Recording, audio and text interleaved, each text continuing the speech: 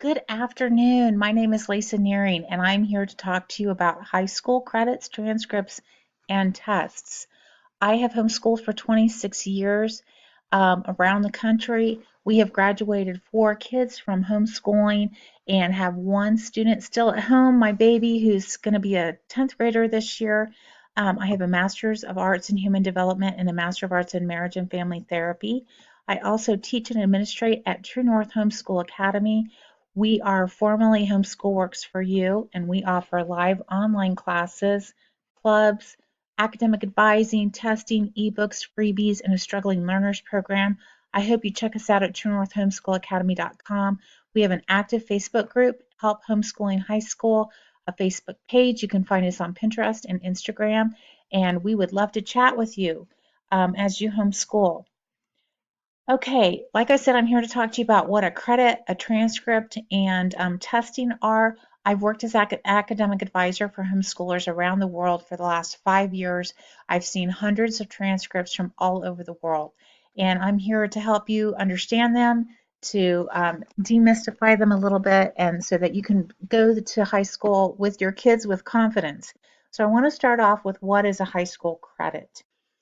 What a high school credit is basically a unit of time. It's a measure that indicates a student has done the equivalent of 120 hours of work. And if you Google Carnegie unit, you will find that a Carnegie unit can be anywhere between 120 and 180 hours of work, but it's generally understood that it's going to be about 120 hours. And this work can be done in multiple of different ways. And it just basically includes all the work a student has done for that credit. It can be projects, it can be reading, it can be class time, it can be like for instruments, it can be playing the instrument, it can be interviewing, it can be project based or unit study based or memory work based. It doesn't matter what goes into that unit, but what it does is it captures all the things that the student does for a subject and puts it into an understandable amount of time. That's what a credit is just a unit of time. So one full credit equals 120 hours. A half a credit equals 60 hours, and a quarter credit equals 30 hours. You might also hear the term class or unit that's used synonymously for credit. The reason why I wanted to talk to you about credits is so that you understood what a credit was as we go on to talk about transcripts. Okay, a transcript, we're going to talk about what it is, who can create one, what you should include, and when do you need one. What is a transcript? A transcript is simply an accurate record of high school performance and accomplishments. I couldn't find a really cute picture of an actual transcript, so do you see what I did there? A little record there. I love that record player. But that's what a transcript is, an accurate record. And I've had homeschool parents say to me, well, I'm just a parent. I can't make up a transcript. You need to think about a transcript in the same way you think about a resume. You don't make up a resume, but you do record what you've done, the work history that you've had, the education that you've had, some biographical information possibly, the dates that you've worked. It's an accurate record. That's exactly what a transcript is. It's an accurate record of your student's high school performance. And you want to include actually some of the same things. We'll get into that in a few minutes. But you're not making it up. You're just putting down on paper what the kids have done. Now, just like a resume, you don't want to lie on a resume because you're going to get found out. And the same with the transcript. You don't want to lie on that, but you do want to just put what they have done or not done. Who can create a transcript? Well, if your student was in a government school or public school, private school, they would have a professional educator. It would be somebody probably with a master's degree in guidance counseling, and they would tell the kids what classes they needed, and they would keep the transcript for them so that by the time they graduated, the school would issue a transcript, usually signed by the guidance counselor and the principal. They usually have to have a Master of Arts in Guidance Counseling. You can pay somebody like me. I do academic advising for students all over the world, and I love to help families make personalized learning plans and credit their life and make unique, fun, vibrant transcripts that capture all that homeschoolers are doing around the world because, wow, these kids are amazing. So you can pay somebody like me who understands transcripts, and I'd be happy to do that for you. Or you as a homeschool parent, you definitely can create a transcript for your students. It's completely legal.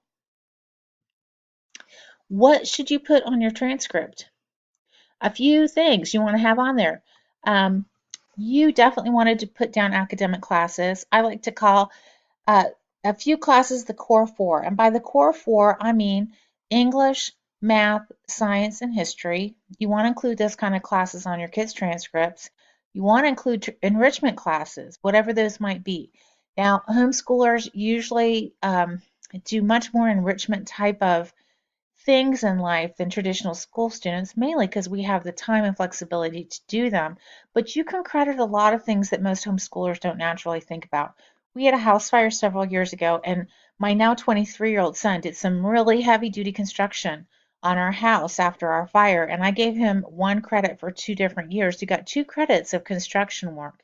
Because in my mind, drywalling a basement definitely counted for credit. That was an accurate record of what he was doing with his time.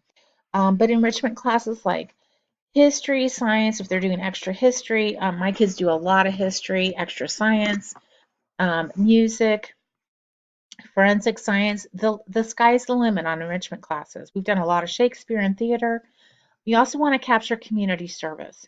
And community service is anything the kids are doing to benefit other human beings that they're not getting paid for.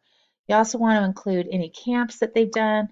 Like Teen Pact has some great camps, political camps. So if you have any kind of camps that are really like um, a subject specific type of thing, you want to do that. You want to put that on your transcript. Any awards like Latin National Exam, um, science bowls, geography bowls, anything like that, awards they've gotten for physical activity or academic work, you definitely want to put that on there. And travel. Now, if your kids are going to grandma's house for Christmas, you don't want to put that on your transcript. But if your kids have gone to Europe a couple different times, or they've raised money to travel, or they've gone to South America, or they've done some unique missions kind of works, definitely put that on. Because what you want to do is you want to convey the kind of person that your student and your child is. And if they've done some really unique things, you want to capture that and put it on the transcript. And then, of course, any sports that they've played, and these can be individual or group sports. You do want to kind of capture your kids' onlyness. And what I mean by that is what makes them unique? What can they do that only they can do that really highlights the kind of unique individual that the colleges are going to want if they're going to go to college? Um, we do have some freebie forums at www.True North Homeschool Academy that will help you keep a log of hours for community service, work, music, and PE. So go over there and grab them. They're there for your use. Okay, I want to take a minute to talk about types of transcripts.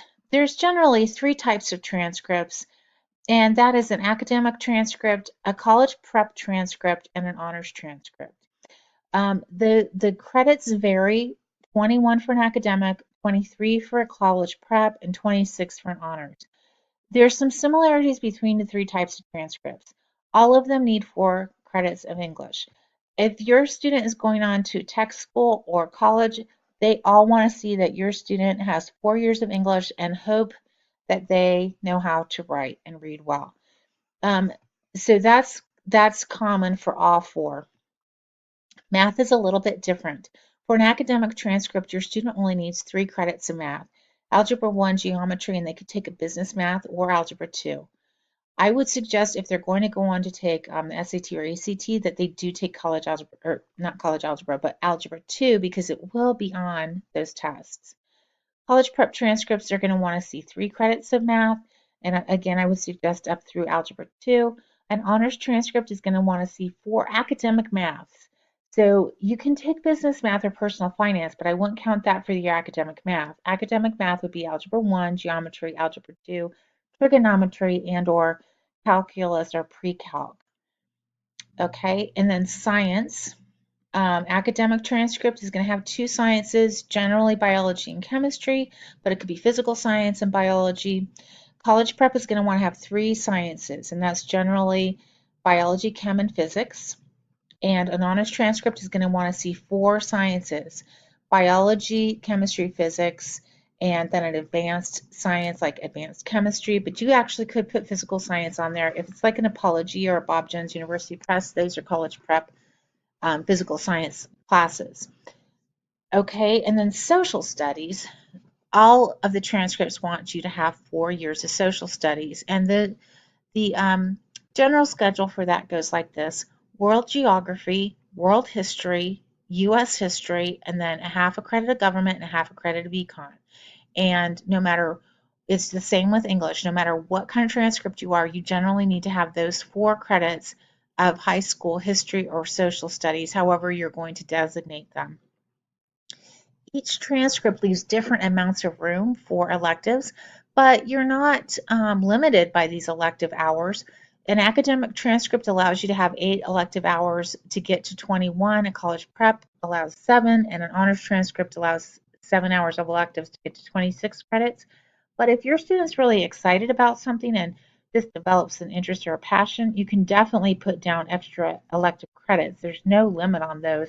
I would say if your student graduates and you submit like a high school transcript with 28 to 42 credits, the college is going to go, really, that's a little ridiculous. So just bear in mind that generally most high school transcripts don't go over 26, 28 credits, and even that is a lot. I mean, your student is going to be working really hard for 4 years to get that number of credits.